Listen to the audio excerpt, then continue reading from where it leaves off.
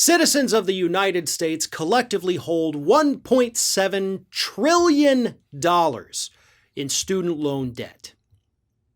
And while most of those payments have been frozen during the pandemic, meaning you don't have to make the payments and the interest has been suspended during that time, the clock is about to run out. And beginning in September, most people are going to have to start repaying those loans again.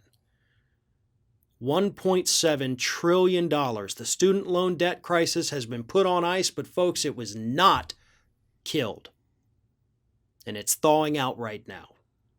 And unfortunately, the Biden administration appears to have backtracked on any effort whatsoever to eliminate any, all, some, even a few pennies of that student loan debt.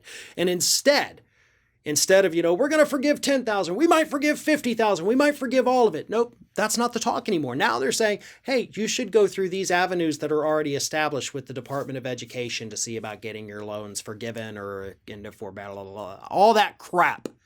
Because that's what it is at this point. It's crap. It's pure, total bullcrap. People were excited during the primaries and during the election process at the prospect of having their student loans forgiven. $1.7 trillion.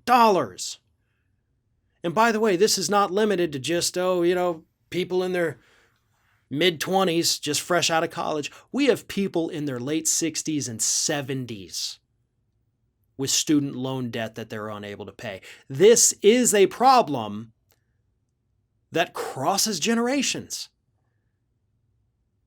This is not just young people making stupid decisions. It's the fact that the cost of college has risen exponentially over the past couple of decades to the point where a middle-class income no longer cuts it. You can't pay for a semester of college unless you're a well-to-do American or you've been privileged enough to be able to put money aside, which is not something most American families are even able to do, so you're at the mercy of the loan givers.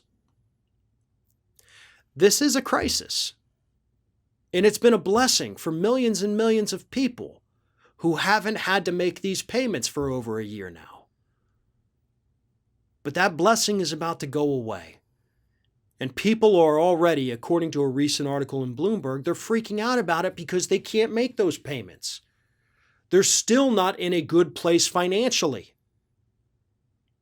So what happens when all of this comes due? When the bill comes due?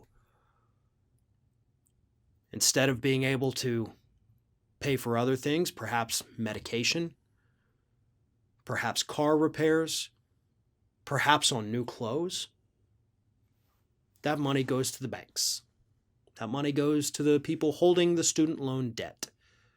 It's money that doesn't make its way actually into the U.S. economy is what I'm getting at. So the economy takes a hit. It takes a big hit.